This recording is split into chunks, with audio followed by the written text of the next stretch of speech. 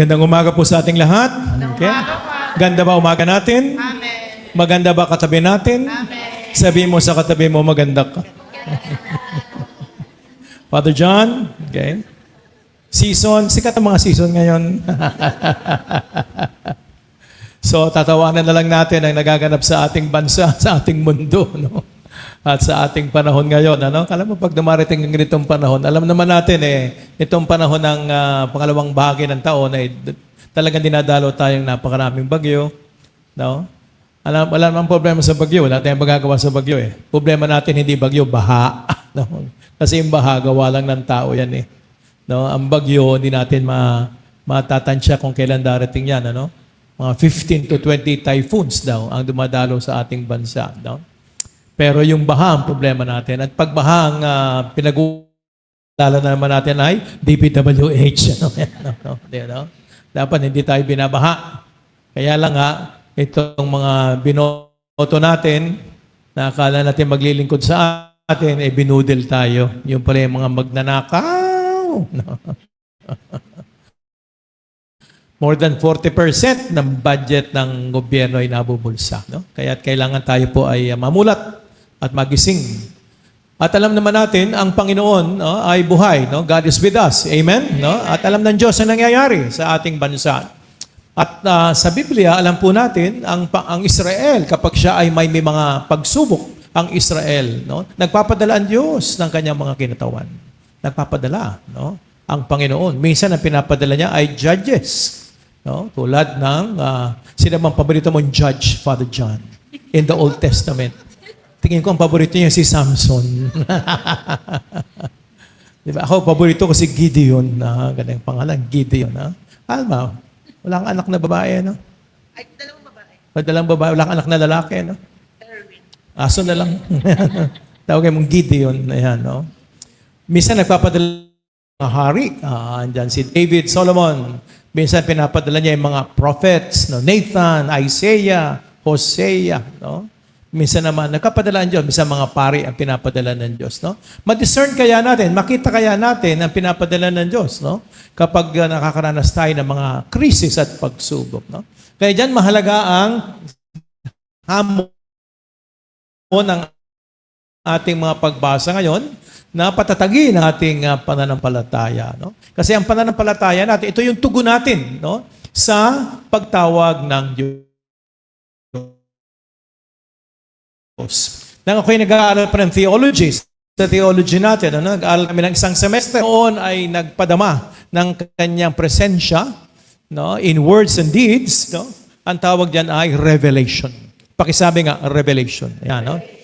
Tulad ng unang pagbasa, nagpadama ang Diyos ng kanyang presensya. No? Wala sa hangin, wala sa ulog, wala sa kidlat, wala sa lindol, kundi sa katahimikan. No? Ang tawag diyan ay revelation. Kapag nangusap, kapag gumawa ang Diyos, no, makapangyarihan sa salita at gawa, ang tawag niya ng revelation. Ang tugon natin sa pagbubunyag ng Diyos ay faith. Yan ang tugon natin. No? God reveals, no? And we respond by faith. No? Kaya nga sabi sa 2 Corinthians 5:7, we walk by faith and not by sight. No? Dapat sa araw-araw ng buhay natin, ang ating pananampalataya ay bigyan natin ng pansin, halaga, no? At importansya sapagkat ang pananampalataya natin ang susi, no, sa himala ng Diyos. Ang pananampalataya natin ang susi sa pagpapala ng Diyos. Ang pananampalataya ang susi ng ating kaligtasan, no? Kaya we walk by faith and not by sight. Nakita natin yan sa ebanghelyo, no? Diba? Sila ang mga alagad, no, ay naunahan ng takot, no? At nakita lang may naglalakad sa ano bang dagat yun? Sa Sea of Galilee, naglalakad, no? At akala nila ay multo, no? Kaya nagpakilala si Jesus, si Jesus ako, huwag kayong matakot, no? At nang naglakas loob si Pedro, maglalakad din ako sa tubig. Habang nakatingin siya kay Kristo, siya ay nakapaglakad. Pero pag siya inunahan ng takot at pangamba, siya ay lumulubog. Kaya sabi nga ni Kristo, no, you men of little faith, no? Mababaw ang anyong pananampalataya. Kaya sinasabi ng Panginoon, kung gusto niyong paghimalaan ng Diyos, pagpalain tayo ng Diyos, no? Tubusin tayo ng Diyos, napakahalaga ng pananampalataya. Amen? Sabi nga sa Hebrew chapter 11 verse 6, without faith, it is impossible to please God. No? Without faith, it is impossible to please God. No? And to see the plan of God, no? To all that He has called. No? Hindi mo makikita ang plano ng Diyos sa buhay mo kung wala kang pananampalataya. Because without faith, it is impossible to please God. Ano ba yung faith na ito na napakahalaga para tayo ay pagpalain, para tayo ay tubusin at paghimalaan ng Diyos? No? Ano sabi ng katisismo natin, ng ating pananampalatayang Katoliko? There are three characteristics of Christian faith. Yung una daw, sinasabi, faith of the mind. No? Faith ng ating kaisipan. It is knowing God. Pakisabi nga, knowing God. Yan. Kaya, do you know God? No? Kilala mo ba ang Diyos na iyong sinasamba? No? Kilala mo ba siya? No? Kaya napakahalaga ng ating Santa Iglesia na nagtuturo sa atin, Mother Church, tinuturuan tayo ng katisismo, who God is. No? Kung sino ang ating Diyos ng pag-ibig. Ang Diyos na lumikha sa atin, tumubos sa atin, at ngayon ay kasama natin sa pamamagitan ng Espiritu Santo. No? God who created us from His image and likeness. The Father, God who redeemed us in Jesus Christ. God who sanctifies us by the power of the Holy Spirit. No? Kailangan makilala natin ang Diyos. No? Because you cannot love someone whom you do not know. Amen. Hindi mo pwedeng mahalin ng isang hindi mo kilala. No? Pero knowing God, brothers and sisters, hindi lang po yan ay intelektual na pag-aaral tungkol sa Diyos. Napakahalaga na karanasan. You have to experience God. Kung hindi mo pa nararanasan ang Diyos sa buhay mo, hindi ka lalago sa pananampalataya. Ulitin ko kapag hindi mo pa nararanasan ang Diyos sa buhay mo, hindi ka lalago sa pananampalataya. Kasi ang pagkilala sa Diyos ay hindi lang may binasa ka o may nagsabi sa iyo. Kailangan maranasan mo. Yung I am thou, no? Sabi ni Martin Buber, no? Jewish spiritual writer. I and thou relationship, no? Pag sinabing knowing, meron kang malalim na karanasan sa Diyos. Tulad mo, Alma, matanong nga kita, no? Wala si Erwin dito, absent? Duty. No, sige, no? Sige. Ilang years na kayong nagsasama? 26, ha? Tatanungin ko si Erwin kung 26 talaga. Titingnan natin kung talaga na. 26, no? Yan. Matagal mo nang kilala si Erwin. 26 years. 28 na pala. O sige, ano kayo. Checkin mo muna nga. Tanungin kita ulit mamaya. Para sigurado ko. 28 years, no? Yan. Pag sinabi kong kung 28 years na kayo, Alma, na nagsasama ni Erwin, do you know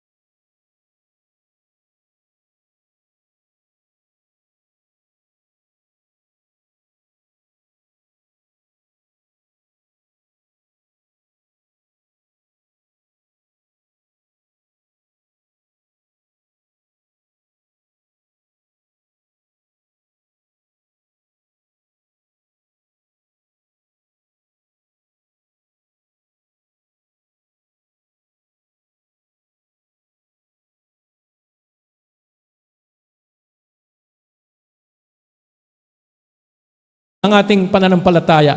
Tumatatag ang ating pananampalataya, knowing God. I have experienced God, especially in mga trials and tribulations, naranasan mong sinalba ka ng Diyos, niligtas ka ng Diyos. I know God. Ayan, no? Kaya knowing God, yan ang nagpapatatag. Pangalawa daw, sabi sa katekismo, no? Ang tatlong karakteristik ng pananampalataya natin. The second characteristic of Christian faith is not only knowing God, it is trusting God. No? Yung isa sa isip, ito naman sa puso. No? Trusting God. Ano ba nakalagay sa Biblia in trusting God? Sabi sa Mark 9:23, no? Nothing is impossible to someone who trusts God. No? Walang imposible sa isang taong nagtitiwala sa Diyos. No? Puso yan. Nagtitiwala ka. Kahit hindi mo maintindihan, kahit hindi maliwanag ang lahat, pero sinabi ni Lord, no, you let go and let God. Sabi ng Diyos, sundin natin. Bagamat di natin maintindihan, di natin makita ang lahat ng katotohanan, pero sinabi ng Diyos, magtiwala tayo sa Diyos. No? It is the leap of faith. No? Yung talagang sumusuko ka. Sinusuko mo ang iyong sarili dahil sa iyong tiwala sa Diyos. Faith daw is nothing other than trust. No? Yan daw ang another name for faith is trust. Ang taong may pananampalataya, buo ang tiwala sa Diyos. Sapagkat sa buhay natin, sa totoo lang, hindi naman lahat ng bagay malalaman mo. Hindi lahat ng bagay ay mapapasayo. Hindi lahat ng ang lugar ay mapupuntahan mo. No? You just have to trust. Mahalaga yan sa buhay natin. Ang trust daw, napakahalaga yan Yan daw ang unang virtue, no? Strength ng isang tao. Sabi nga sa psychology, no? Ni Erik Erikson, ang unang nararanasan ng tao sa kanyang ugnayan sa kapwa ay magtiwala. Magtiwala. Trust is very important. No? At syempre, una, ang Diyos na pagtiwalaan natin. Because God knows everything. Di ba? God knows everything. At palagi ko nga sinasabi sa inyo, lahat ng ginagawa ng Diyos ay hindi para sa Kanya. Because God is perfect. Sabi niyo, perfect. Walang kailangan sa atin ng Diyos. Walang kailangan sa atin ng Diyos. Kaya kung merong hihingin sa atin ng Diyos, ay hindi ito para sa Kanya, para sa atin. Because God is perfect. Kaya pag may pinagawa sa iyo ang Diyos, yan ay para sa iyong kabutihan. Para sa iyong kaligtasan. Para sa iyong katubusan. No? Because God is perfect. Kaya pag sinabing love God with all your heart, with all your mind, hindi dahil gusto na niya, self-centered si Lord. Hindi. Walang kailangan ng Diyos. God is perfect. Ano man ang pinapagawa sa atin ng Diyos ay para sa iyong kabutihan. Kaya we just have to trust God. No? You have to trust God. Kaya kung may pagkakatiwalaan ka sa mundong ito, no? Kasi minsan yung tao, meron siyang kailangan sa iyo May kailangan sa iyo yung kapwa mo no? Pero ang Diyos walang kailangan sa atin.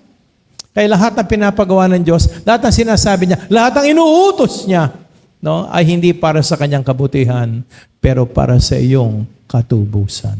Amen? Palakpakan natin ang Diyos. Ayan, no? Trust. Ayan, no? Ayan, diba? Diba? Politiko, mahirap magtiwala sa politiko, no? Diba, no? Kilala ka lang niyan kapag election. Pag walang eleksyon, di na tayo kilala. Kaya mahirap magtiwala. No? Kaya sa Diyos tayo magtiwala. At ang pangatlo at panghuli, no? Sabi sa the third characteristic of Christian faith, sabi sa ating catechism, is not only knowing God, no? Yan, yung knowing God, the faith of the mind, or trusting God, faith of the heart. Pero yung pangatlong tripod daw yan Yung pangatlong aspeto is the faith of the hands and the feet, no? Ito yung doing, no? Yung witnessing, action. Sabi nga sa Aklat ni Santiago, Kabanata 2, no?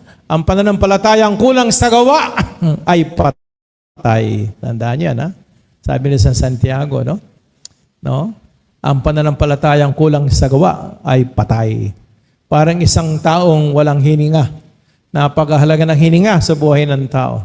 Kaya ang pananampalatayang hindi natin sinasabuhay, no? In words and deeds, salita at gawa, ay baliwala. No? Yan ang susi. Yan ang susi, no? Sa paghihimala ng Diyos sa ating buhay. No? Nakita natin si Pedro habang nakatingin siya kay Kristo, salita at gawa.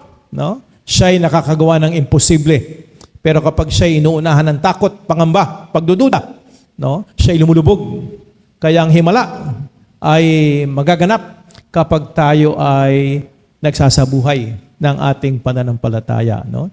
nagkasabuhay. Maraming kwento, marami tayong narinig ng mga kwento at mga istorya ng kapangyarihan ng paggawa. No? Sapagkat naniniwala tayo, bilang Katoliko, naniniwala tayo sa principle of mediation as one of our Catholic pillars of our faith, mediation. No?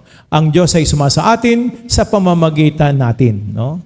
Sapagkat bilang iglesia, bilang, di ba, ano tinuturo ng ating simbahan, lalo na St. Paul, we are the body of Christ. We are the body of Christ. No? Tayo ang kamay, dila, bunganga, paa ng ating Panginoong Jesucristo.